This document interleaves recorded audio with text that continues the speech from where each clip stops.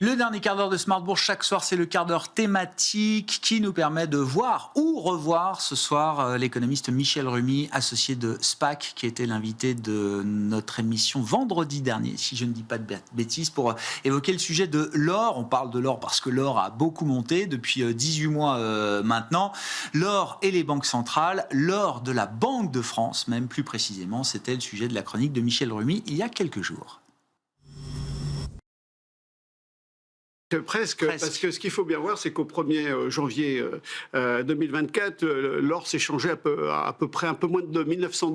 Et aujourd'hui, quand on voit le cours de l'once d'or, il est à 3300 à peu près, donc ça fait pratiquement un peu plus le double. Donc c'est vrai que c'est assez extraordinaire en 18 mois.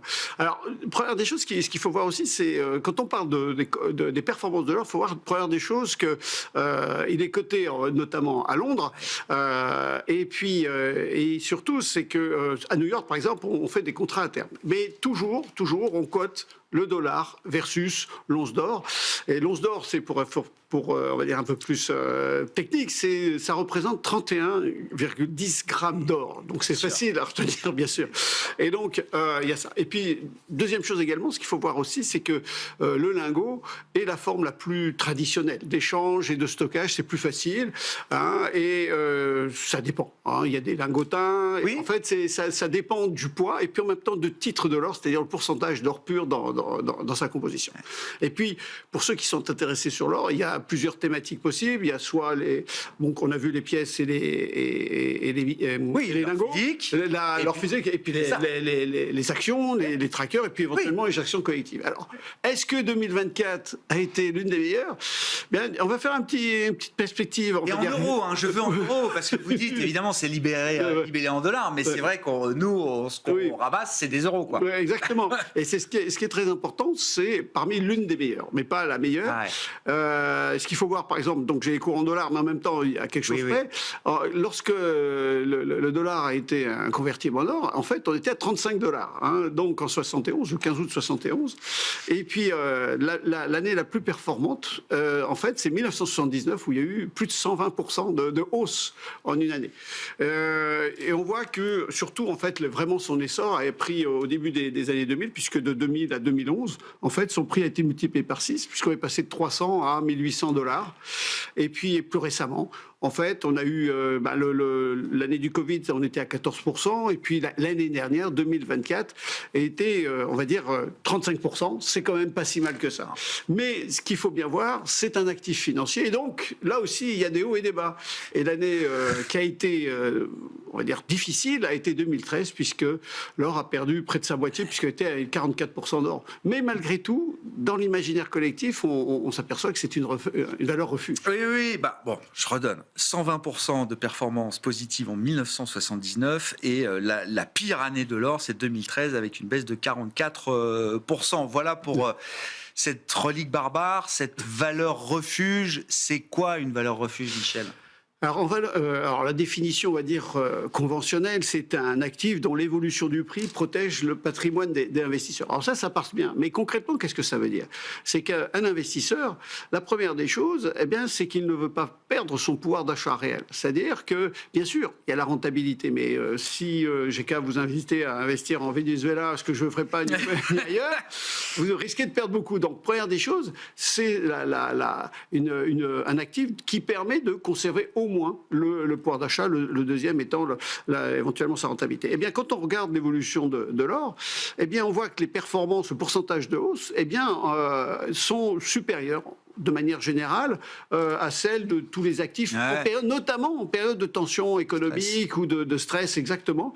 Et c'est ce qui fait que c'est recherché. Alors, c'est pas la seule valeur refuge, mais surtout, et c'est ça qui est très important à bien saisir, la caractéristique d'une valeur refuge, c'est que comme c'est un actif, ça peut monter et ça peut baisser. Donc il peut y avoir une bulle sur l'or également. Exactement. Et un crash aussi, et c'est ça qui peut poser comme en 2013, par exemple. Comment vous analysez la hausse récente de l'or, les 18 derniers mois, effectivement, de folie sur l'or Alors, on va essayer de reprendre quelques déterminants, on va dire, simples, parce que avec l'or, il y a beaucoup de paramètres qui doivent rentrer. Première des choses, prendre en compte, première des choses, il y a le dollar. Souvent, l'or est sensible au dollar et et lorsque le dollar baisse, eh bien l'or a tendance à monter.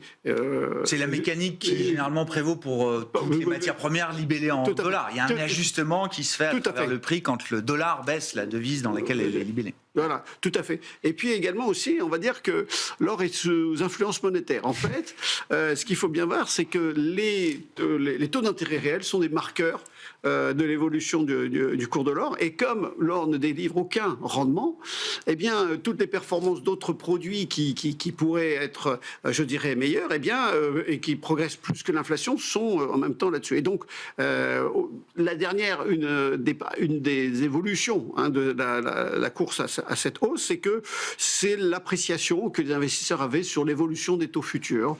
Et donc, c'était un de ces aspects-là. Mais ce n'est pas tout, parce que ce qu'il faut bien voir aussi, c'est qu'il y a parce que la géopolitique aussi vient jouer un peu là-dessus, et on va dire il y a des jeux là-dessus, et beaucoup d'économies essayent de se sortir de l'emprise du dollar, et ils veulent sortir une dédollarisation de leur économie. C'est le cas des pays des BRICS, Brésil, Russie, Inde, Chine et Afrique du Sud et quelques autres, et donc tout cela fait que, eh bien, ça a attendu. Et puis dernière chose, ce qu'il faut bien voir, c'est que lorsque les bombes tombent, on va dire, c'est aussi dommage que ça, eh bien, l'or reprend son rôle de valeur refuge. Bon. C'est le moment de rappeler, comme on le faisait en introduction, que oui, la France détient un stock d'or important à travers la Banque de France, notamment. Tout à fait, c'est l'or des Français. Et en 2024, donc en volume, on avait à peu près 2440 tonnes d'or, ce qui fait à peu près 78 millions d'onces que l'on essaye d'avoir. Alors, qu'est-ce qu'on est ? On est dans le peloton de tête, puisque c'est les États-Unis qui ont le premier rang avec plus de 8000 tonnes. Après, nous avons l'Allemagne à 3400. Ouais. Et puis, il y a aussi l'Italie qui est à peu près comme nous, qui est légèrement. On est à 2450, nous on est à 2440. Et puis, donc, on est quatrième. Mais si on prend le FMI, donc qui est à peu près 2800 tonnes, eh bien, on se situe en cinquième position. D'accord. Si on considère le FMI comme un pays. Voilà, oui. D'accord, ok, oui, j'entends. Okay. Parce que bon, c'est celui qui détient. Les institutions qui détiennent, c'est voilà. Et puis, en valeur, alors de manière générale, eh bien, en tendance, l'or a toujours représenté à peu près 5%, ou plus ou moins 5% du PIB français. Mais simplement avec la hausse de l'or actuellement, eh bien, ça représente à peu près 9% du PIB.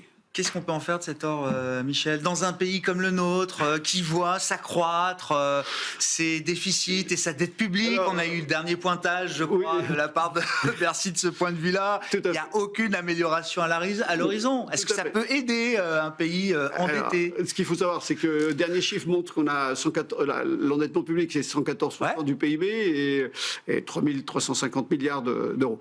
Donc, alors, première des choses, ce qu'il faut bien voir, c'est que, à supposer que le président de la République souhaite alléger la charge de la dette et ordonne, entre guillemets, on va dire au gouverneur de la Banque de France, parce que c'est la hiérarchie là. Ah bah oui. Mais ce qu'il faut savoir, c'est que donc il y a deux aspects à voir. D'abord, le niveau et la valeur du stock, et après l'impact sur les marchés.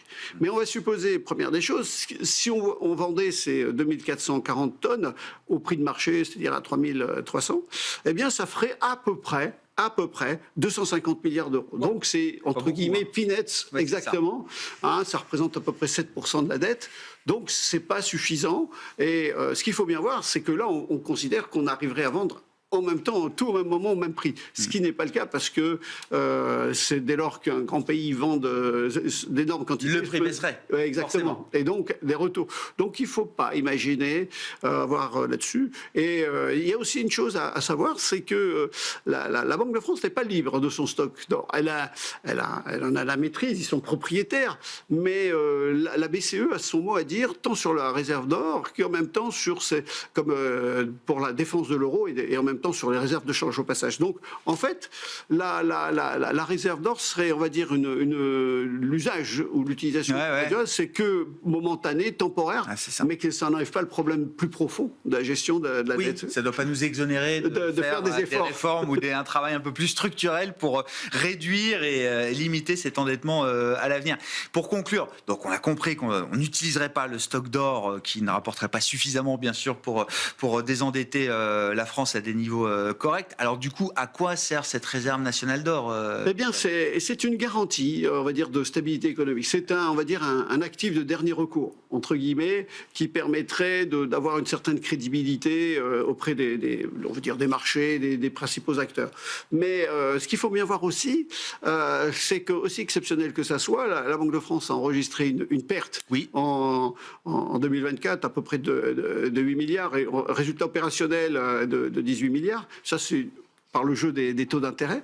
Donc, d'une certaine manière, d'avoir un stock d'or, ça consolide le bilan de la Banque de France, et puis en même temps, ça lui permet d'être crédible dans la gestion de la politique monétaire.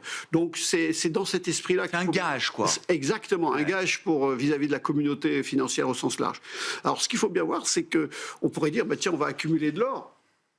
Rien ça, mais simplement, en fait, les autorités monétaires, qu'on les appelait comme ça, ne souhaitent pas ni accéder, ni augmenter, ni baisser. En France, parce que d'autres banques centrales achètent beaucoup d'or, mais la Banque de France n'a pas de plan d'achat d'or spécifique. Exactement, et donc on essaie d'obtenir là-dessus.